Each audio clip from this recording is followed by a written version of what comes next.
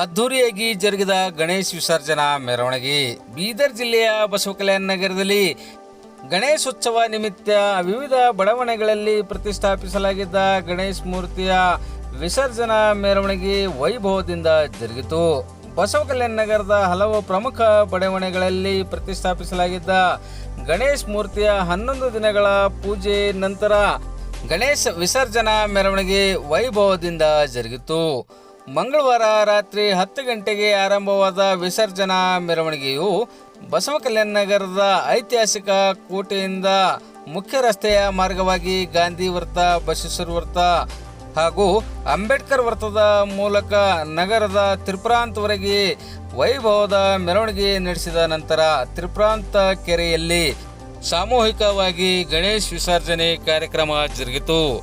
ಮೆರವಣಿಗೆಯಲ್ಲಿ ಬಸವಕಲ್ಯಾಣ ನಗರದ ಪ್ರಮುಖ ಬಡಾವಣೆಗಳಾದ ಧರ್ಮಪ್ರಕಾಶ್ ಗಲ್ಲಿ, ಈಶ್ವರ್ ನಗರ, ಬಸವೇಶ್ವರ ವೃತ್ತ, ಕಾಳಿ ಗಲ್ಲಿ, ಶಾಪುರ್ ಗಲ್ಲಿ, ಬಸವೇಶ್ವರ ವೃತ್ತ, ರಾಜಪಥ್ ಗಲ್ಲಿ, ಗೋಲ್ ಚೌಡಿ, ಕುಂಬಾರಪಾಳ್ಯ ಸೇರಿದಂತೆ ವಿವಿಧ ಬಡಾವಣೆಗಳಲ್ಲಿ ಪ್ರತಿಷ್ಠಾಪಿಸಲಾಗಿದ್ದ ಗಣೇಶ ಮೂರ್ತಿಗಳ ಮೆರವಣಿಗೆ ಜರುಗಿತು. ಗಣೇಶ ಮೂರ್ತಿಗಳ ವಿಸರ್ಜನಾ ಮೆರವಣಿಗೆಯಲ್ಲಿ ಆಯಾ ಗಣೇಶ್ ಮಂಡಳದ ಪ್ರಮುಖರು, ಗಣ್ಯರು ಹಾಗೂ ಯುವಕರು ಡಿಜೆ ಸೌಂಡ್ ಸಿಸ್ಟಮ್ ಮುಂದೆ ಭಕ್ತಿಗೀತೆಗಳಿಗೆ ಕುಣಿದು ಕುಪ್ಪಳಿಸುತ್ತಿರುವ ದೃಶ್ಯಗಳು ಕಂಡುಬಂದವು.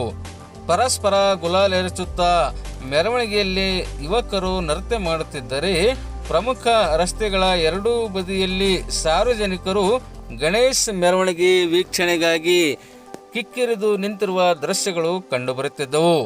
ಮೆರವಣಿಗೆಯು ಗಾಂಧಿ ವೃತ್ತಕ್ಕೆ ಆಗಮಿಸಿದ ಸಂದರ್ಭದಲ್ಲಿ ಬಸವಕಲ್ಯಾಣ ನಗರ ಪೊಲೀಸ್ ಠಾಣೆಯಿಂದ ಎಲ್ಲ ಗಣೇಶ್ ಮಂಡಳದ ಪ್ರಮುಖರಿಗೆ ಸನ್ಮಾನಿಸಿ ನೆನಪಿನ ಕಾಣಿಕೆ ನೀಡಿ ಗೌರವಿಸಲಾಯಿತು.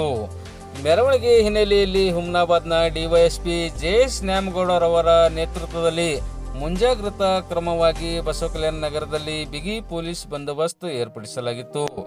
ಬೀದರ್ನ ಡಿವೈಎಸ್ಪಿ ಶಿವನಗೌಡ ಪಾಟೀಲ್, ಸಿಪಿಐಗಳಾದ ಅಲಿ ಸಾಬ್, ಕೃಷ್ಣಕುಮಾರ್ ಪಾಟೀಲ್, ಶ್ರೀನಿವಾಸ್ ಅಲ್ಲಪುರೆ, ಗುರು ಪಾಟೀಲ್, ಪಿಎಸ್ಐಗಳಾದ ಅಂಬರೀಶ್ ವಾಘಮುಡೆ, ನಾಗೇಂದ್ರ, ಶಿವಪ್ಪ ಮೇಟಿ, ಸುವರ್ಣ ಮಲ್ಶೆಟ್ಟಿ, ಜಯಶ್ರೀ ಹೊಡಲ್ ಸೇರಿದಂತೆ ಬೀದರ್ ಜಿಲ್ಲೆಯ ವಿವಿಧೆಡೆಯಿಂದ ಆಗಮಿಸಿದ ಪೊಲೀಸ್ ಅಧಿಕಾರಿಗಳು ಹಾಗೂ ಸಿಬ್ಬಂದಿಗಳಿಂದ ಬಿಗಿ ಪೊಲೀಸ್ ಬಂದೋಬಸ್ತ್ ಏರ್ಪಡಿಸಲಾಗಿತ್ತು.